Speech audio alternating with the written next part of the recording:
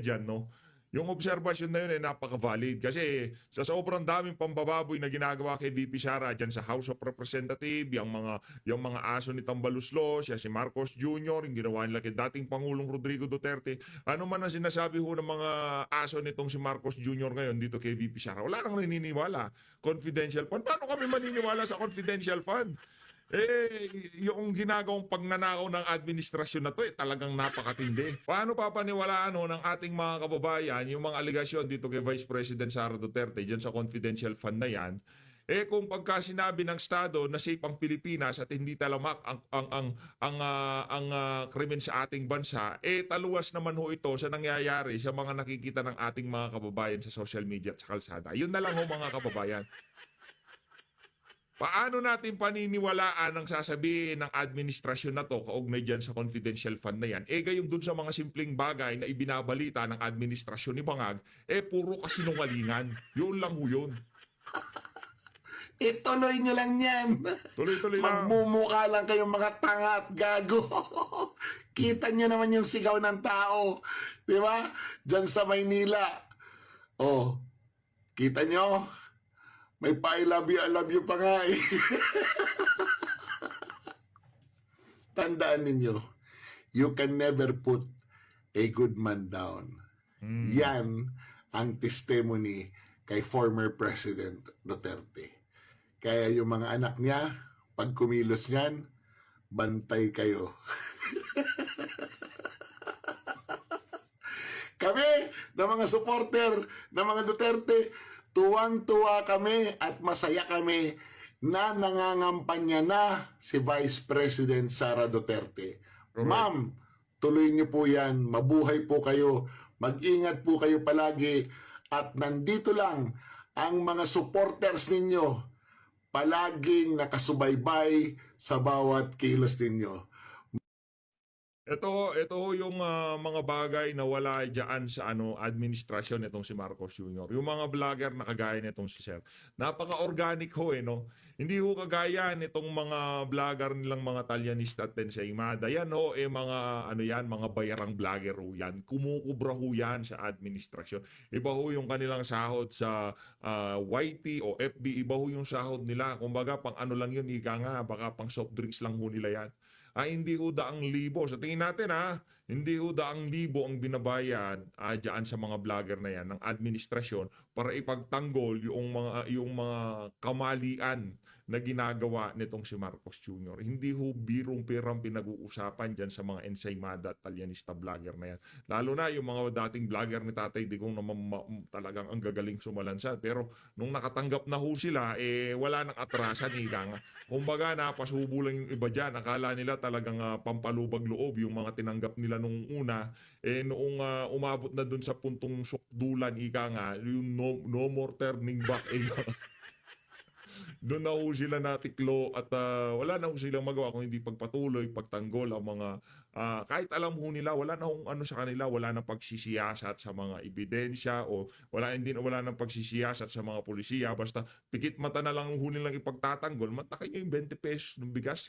Talagang palong-paluho sila kasi nagpapalakpakan itong mga Ensaymada at Talyanista. Yes! Natupad na ni Marcos Jr. Ang pangako niya noong 2022 presidential election. Pero kahit sila ho naniniwala tayo, alam ho nila na hindi natupad ni Marcos Jr. yung kanyang pinapangako, yung kanyang pangako noong 2022 presidential election. Oo, bumaba sa kadiwa at doon sa mga piling tindahan na pagmamay-ari ng mga mayor at barangay captain. Doon bumaba. Pero doon sa sa merkado talaga, sa palengke, hindi imposible ho yun mga kababayan. Hindi malabo hong mangyari yun. Ngayon, yung bigas na yun, yung bigas na ibinebenta tag 20 pesos, kagaya na sinabi nito si Kong Dante, makikipagkompetensya pa yan sa presyo ng napuproduce na palay, bigas ng ating mga magsasaka. Hindi ho yan. Niwala ka doon sinasabi ni Claire Castro na aniyan ang ating mga magsasaka. Patuloy nyo lang ho yung paniniwala na yan. Dahil pag meron kayong pinaniwala ang salita na lubaba sa bibig nitong si Claire Castro, iboto nyo na rin ho yung mga alyansa na yan. Yun lang ho sinasabi ko sa inyo. Pero sigurado naman tayo dito sa PH Update, mulat na ho yung ating mga kasama dito. At dito sa bahagi ng video natin na to, pag-usapan ho natin itong may lalalawang pa oversight function itong si Soto. Ako natakwa, naging Senate President ka na't lahat, oversight function. Pakinggan ho natin mga kababayan. Jesus on the law of the sea. Pero nideklara natin yung sarili natin talagang maritime zones. Hindi namin napasa pero pinasa ni Senator Tolentino in the 19th Congress. Pinirmahan ng Pangulo. I'm saying oversight. That is the Yung most oversight. important thing also that the senators should be doing. And congressmen for that matter. Hindi lang mga bill na pinasa mo dati or bill na ipapasa mo or mga batas na ipapasa mo. Importante yung naipasa mo dati ay mag-oversight function ka ron. Tignan mo kung ini-execute ng tama. Katulad ng 10264, ng Philippine Maritime Zones Act.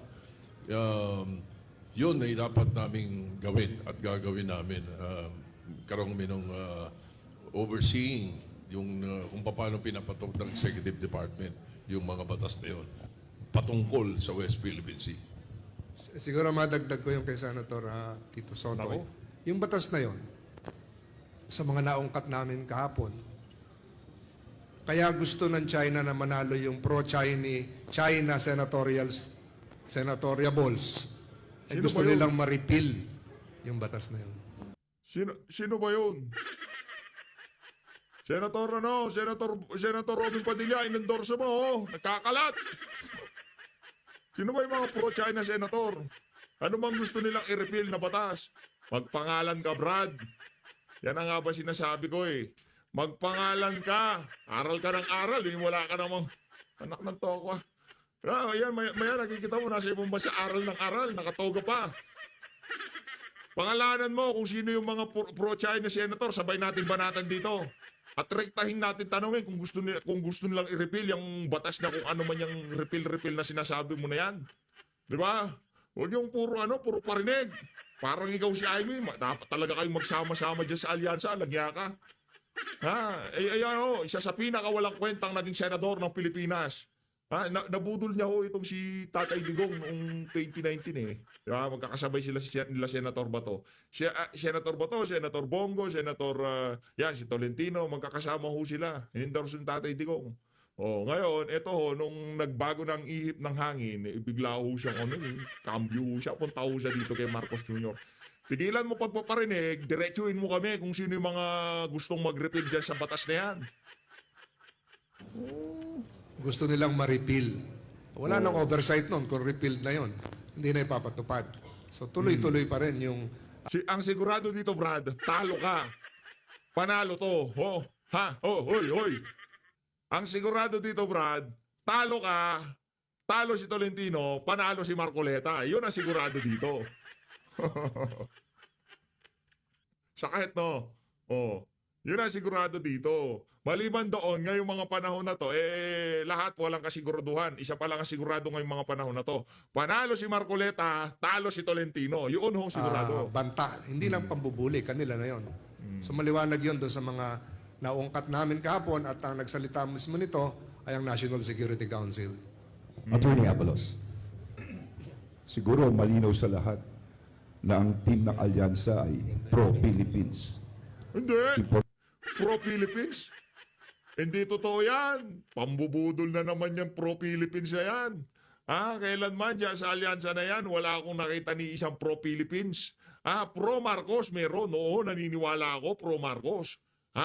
Pero pro-Philippines, wala ko tayong nakikitang pro-Philippines dito sa mga walang yang to. Yun ang ating sigurado dito. Kung pro-Philippines kayo, prioridad ang kapakanan ng mga ordinaryong Pilipino. Magsalita ho kayo dyan sa mga walang kanang pamimigay ng ayuda.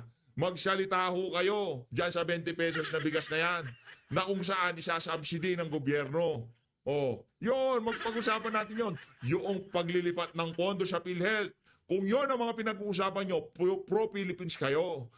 Kayo mga pro-mambubudol. Kayo pro-Marcos Jr. Yan kayo pro. Pero pagka pro-Pilipino pinag-uusapan, di kayo kasali lahat, di kayo lahat kasali doon. Makapagsalita ng pro-Philippines kayo. Ikaw talaga, Abalos. Linalaglag ka ng mga kasama mo't lahat-lahat. Di mo pa alam. Ganyan kakahina. Kaya hindi ka pwedeng maging Senador Brad. O, ito pa isa sigurado. Mananalo si Marcoleta, matatalo yung si Abalos. Pambihira, naglabas ka ng bilyon at lahat-lahat. Base ho yun doon sa mga naglabas ang nung mga nakalipas na panahon. Ha? Di umano, merong mga lumabas na article na di umano, napakalaking pera na nang winaldas niyang si Abalos sa kampanya na to. Nakita nyo naman ho. Naglalaki ang billboard, kaliwat ka ng poster, di ba?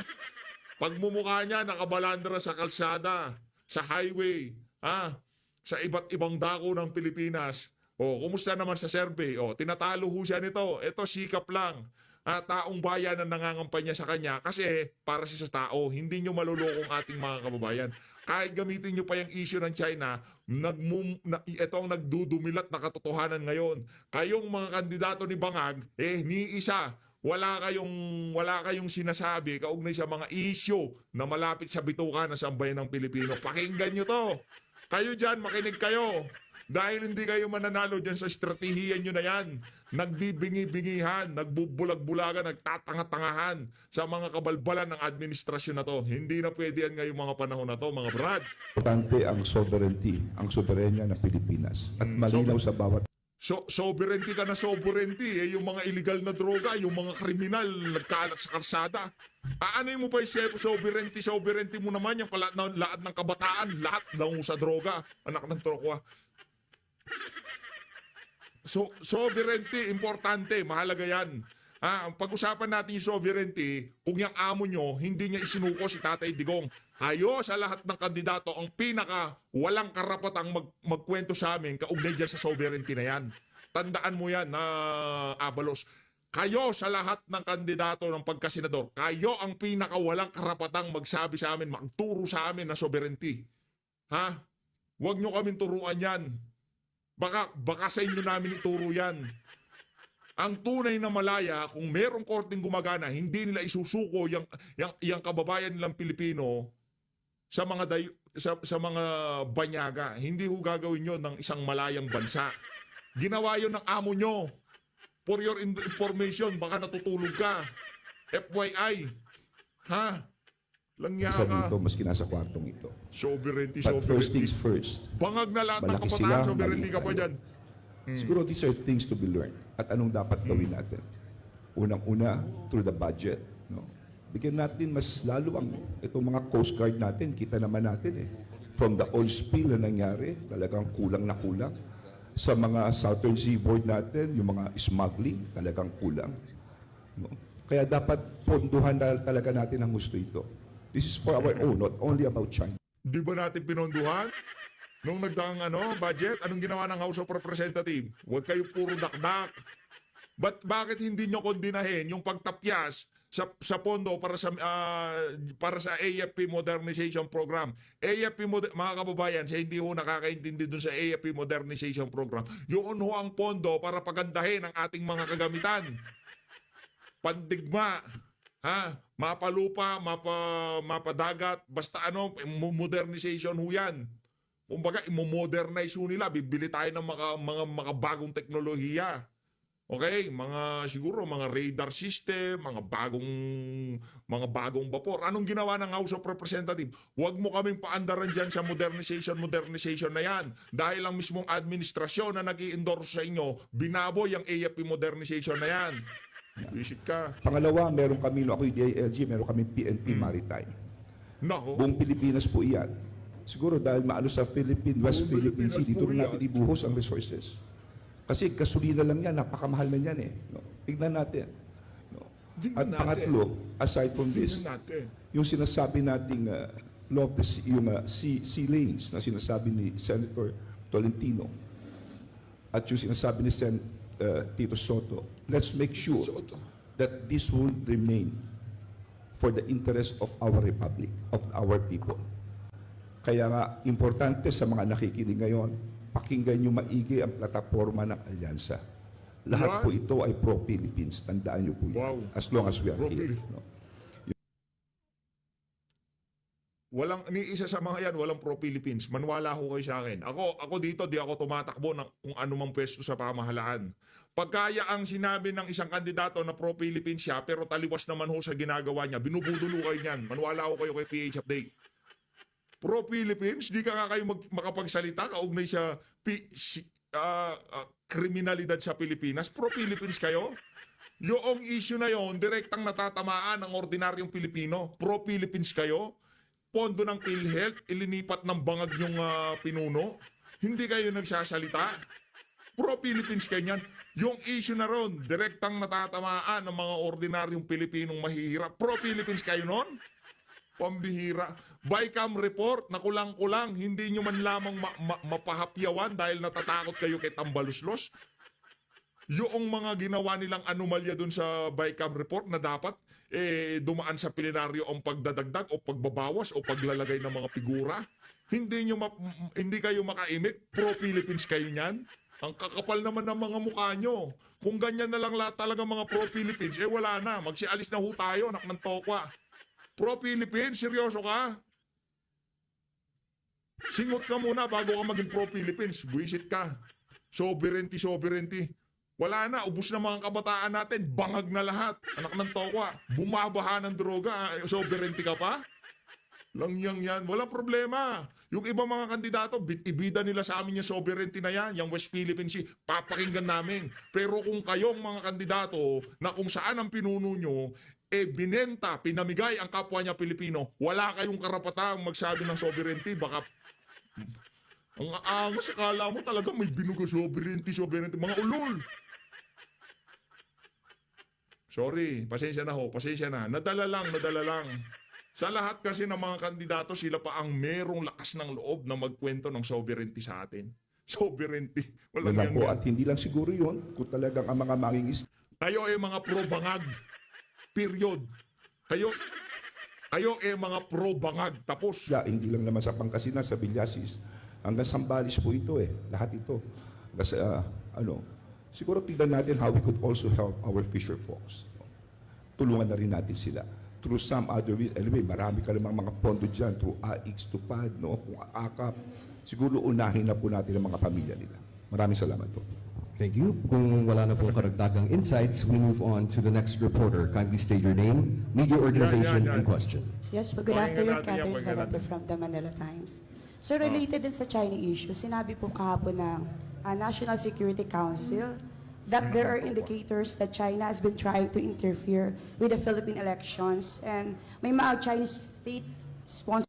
So pagka natalo itong mga kandidato na to, nag-interfere ang China. Siniset na nilang, kumbaga nagkakaroon na tayo ng mind conditioning, natalo yung mga taga-alyansa dahil nagkaroon ng Chinese interference sa ating eleksyon. Sponsored activities daw po that tend to support senatorial candidates who are pro-China. And they are also working against Saka pa. those who are anti-China. So what's your thought on this, sir? Thank you po. Senator Tolentino. Inubo na tuloy ako dyan sa, alam niyo po, kahapon nilabas ko yung mga dokumento para patunayan na yung sinabi mo ay hindi haka-haka. Para patunayan na hindi lang sa atin dito sa bansa natin, kung hindi nagmumula sa China yung kumpas kung ano yung gagawin. Noong November 8, 2024, pinirmahan yung Maritime Zones Law. November 12, nagkaroon na ng order ang Chinese Embassy kung ano yung gagawin. Umula na po ng batikos. Umula na ng batikos sa akin. Siguro sa akin, 100,000 kagad yung negatives sa presidente at sa lahat. Bakit kayo nagpasa ng ganyang batas? Kalokohan yan. Hindi nyo ba naintindihan yan? Makakasira sa... Ano ba yung batas na ginawa mo na yan? Visit na batas na yan. Ano ba yung batas na ginawa mo na yan? Ba't di ko alam? Di ko kasi updated sa ganap nitong walang kwentang... Sa pinaka naging kung walang kwenta si Pacquiao, isa yan yan ang susunod kay Pacquiao. 61, wag nyo iboto yung Tolentino na yan. Wala akong kwentang nilalang yan. Okay, ano ba yung batas na pinagmamalaki mo na yan? Para saan ba yung batas na yan? Ang issue dito, Brad, alam mo ano issue? malamang ngayon ramdam mo na. Alam mo na kung ano issue. Sigurado ako, na alam mo ang sinasabi ko. Judgment call mo, Brad, palpak. Yung pagtalon mo sa bakod ni Bangag, mali. Tama, mali. Oh, yan sinasabi natin. Alam mo, tinutukoy ko, malaki ang pagsisisi mo sa paglipat mo sa mga bangag. Oh, kung mabibigyan ka lang ng pangalawang pagkakataon, ako'y naniniwala tayo dito sa PH Update, hindi ka aalis sa tabi nitong si dating Pangulong Rodrigo Duterte. Kung mabibigyan ka lang ng pagkakataon. Pero nakapasubo ka na, ika nga. Kaya ngayon, nakikipagsabayan ka na. Nakikipagbalagbagan ka na. Yung mga dati mong kasama, tinatag mo sila bilang mga pro-China. Oh, ganyan naman ho talaga dito sa administrasyon na to. Pagka kayo hindi ayon sa naratibo nila, ipapalabasin nila na ikaw ganito, ikaw ganyan. Hindi ka pro-Pilipino. Kami lang ang pro-Pilipino. Mali, Tolentino. Kayo pro-bangag. Ha? Mga pro-bangag kayo, hindi kayo pro-Pilipino. Huwag nyo kaming lecturean sa sovereignty, huwag nyo kaming lecturean sa pagmamahal sa bansa, huwag nyo kaming lecturean sa pagmamahal sa mga Pilipino. Hindi ko sinasabing tayo dito, mas mahusay ako sa inyo, mas magaling ako. Walang ganon. Ang sinasabi lang ho natin dito, pagdating sa prinsipyo at paninindigan, walang maaasahan ng sambayan ng Pilipino dito sa grupo ng alyansa na to. Once in a while, kailangan mo talaga natin silipin yung mga pinaggagawa nitong Yung mga tao po nagpapanggap na tao na hindi tao. Tao! Nagpapanggap na estudyante, nagpapanggap na OFW, nagpapanggap na businessman, Nagpapanggap ng pogi, oo, nagpapanggap tayong pogi. Pero nagpapanggap ng businessman, nagpapanggap ng estudyante, hindi. Ako isang usisero sa social media. Ganun lang yon. Walang pagpapanggap. What you see is what you get. Yung panggap-panggap. Kailangan panggap-panggap. panggap na maestra. Nag-uusap, naingganyo po yung mga kababayan natin. In a matter of days, nag-report po yung binanggit ko kahapon na kumpanya, naka 54,000 kagad sila na organic. Nag-report sila sa ambassador ng China. Si Ambassador Wang, na sinasabi lagi, ay patuloy ang pagkakaibigan ng Pilipinas sa China. Subalit marami tayong mga kaibigang nalilinlang. Ganon din po sa Pangasinan. Talamak po ang trolls dito. Yung gobernador nyo, yung mga mayors nyo rito, kung tamaan ng trolls. Yung kanilang structure, nagsisimula po sa Beijing, pababa sa embassy, tapos meron silang mga kumpanya, at meron naman mga sub-companies na nag-organize local. Ito po, ito pinlas ko. Ito, hindi na maintindihan ito. Ito po yung kahapon, ito yung kontrata ng isang kumpanya, Infinitus. Sa Makati ito, tinake down na raw yung Facebook kaninang umaga o kagabi. Hindi pa sila nagre-reply. Mukhang pinatawag ito na, hindi pa rin nagre-reply ang China. Kaya ako hinihiling ko sa DFA, kay Secretary Manalo, I call upon the good Secretary of the Department of Foreign Affairs to summon today, Biyernes ngayon, the Ambassador of the People's Republic of China to explain this interference in our domestic affairs, which is a clear transgression of our sovereignty. Isang karumal. Kung habang nandyan yung amo nyo, kung gegera kayo, gumera na kayo. Gamitin niyo na yung mga missile ni Gibo. Yan naman ang ano diyan. Ano bang end game niyo diyan? Kung hindi niyo makuha sa election, idadaan niyo sa brute force, 'di ba? Ganun lang naman 'yan. Oh, lalo na yung 2028 bago maniwala ko kayo sa akin. Hindi pa itulutan ni Marcos Jr. na basta-basta niya na lang iiwanan ang panguluhan na hindi siya gagawa ng eksena na kung saan posibleng ikapahamak ng marami sa ating mga kababayan. Maniwala ko kayo sa akin.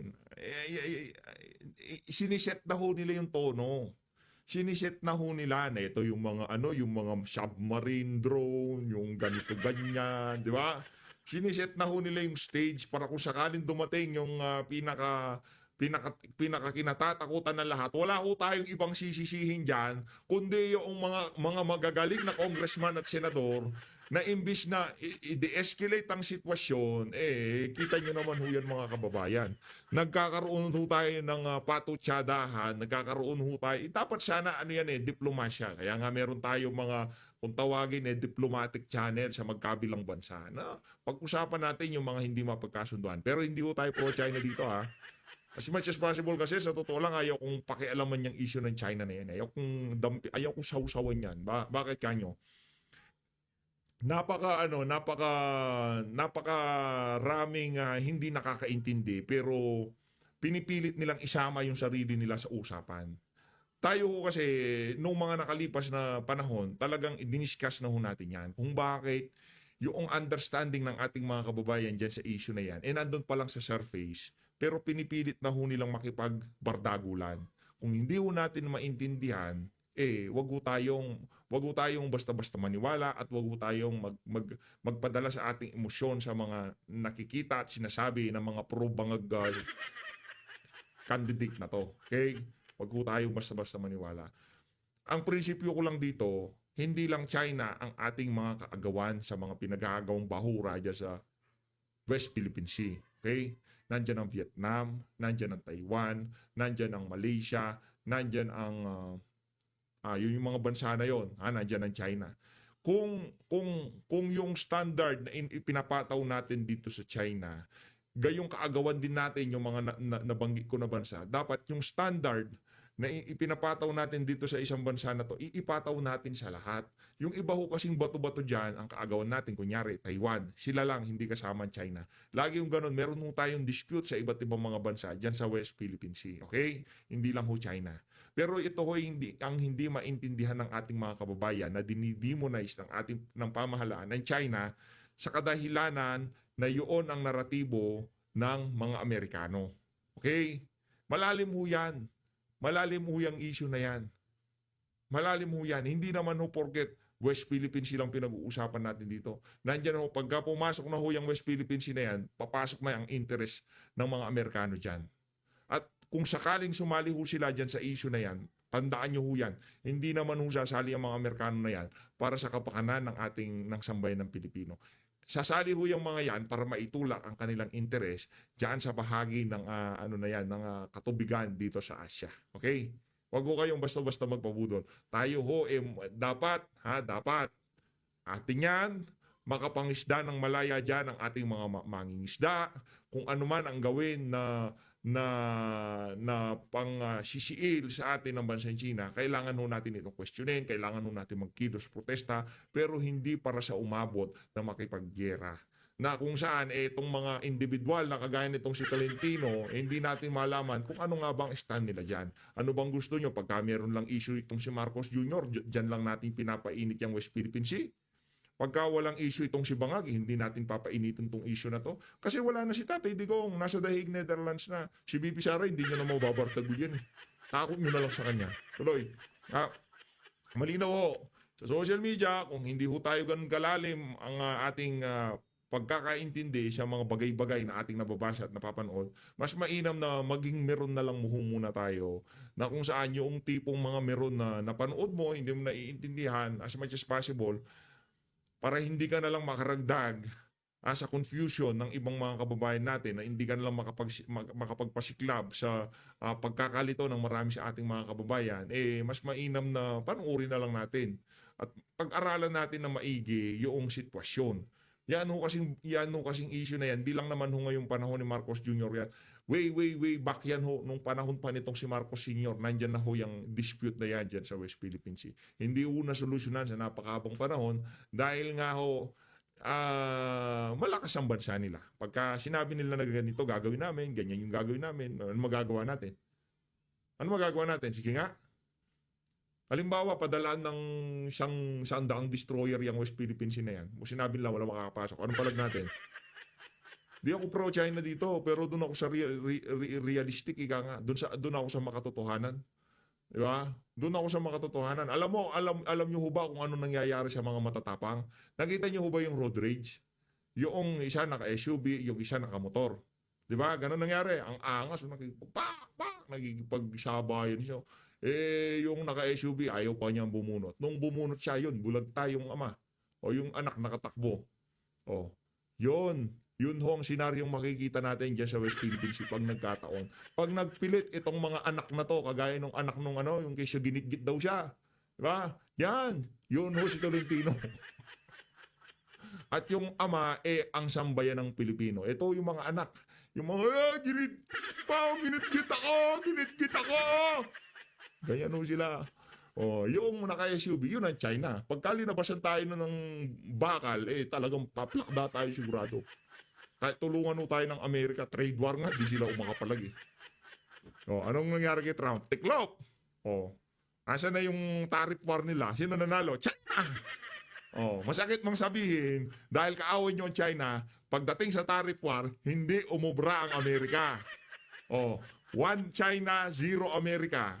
Kung sa tariff war di sila manalo, takanang toko. Masyado kasi kayong bilib sa mga puti na yan. Yan mga kapwa natin Asyano yan. Yan malapit sa ating bansa yan. Yang mga bansa na yan, nagbuboom ang kanilang mga ekonomiya. Bakit? Pag yumaman ang Amerika, kung gusto natin mangumersyo ng mga produktong galing Amerika, kaya ba natin gawin yun? Layo nun! Kung gusto nating mangumersyo, lumapit po tayo dun sa mga bansang malalapit sa Pilipinas. Yung mga bansang isang kembot lang, nandyan ka na.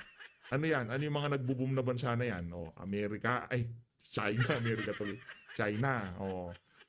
Ano pa ba? Mga Japan, Korea, yan mga yan. Taiwan, yan mga bansang nagbuboom na pagka dyan ka nag-piggyback, mahahawa ka doon sa kanilang mindset. Ang mindset kasi natin, itong mga pro-bangag na to, ito yung mga problema ng Pilipinas. Sila ho talaga ang literal na salot.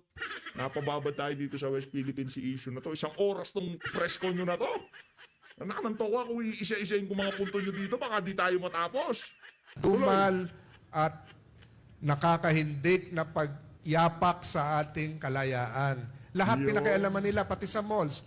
Hindi ko lang nadala noon sa hearing ng mga gadgets kasi nasa husgado na cases were filed against several Chinese sa El Grande, sa Subic, final na sa Regional Trial Court Branch 36 sa Tarlac. Cases were filed in Makati.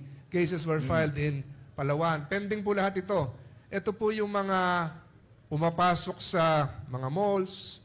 Kunyari, nag-uusap yung dalawang magkaibigan, sasali sila, kasali na rin sila. At ang iniimbestigahan ngayon ng NBI, kung paano sila link doon sa mga online scams to finance their activities. Marami na scam hindi lang fake news. So, ganong kalalim na yung ginawa nila. Imbestigahan yung online scam na yan. In aid of legislation tayo habang eleksyon. Langya ka. Imbestiga pa more. Department of Science and Technology. Talo.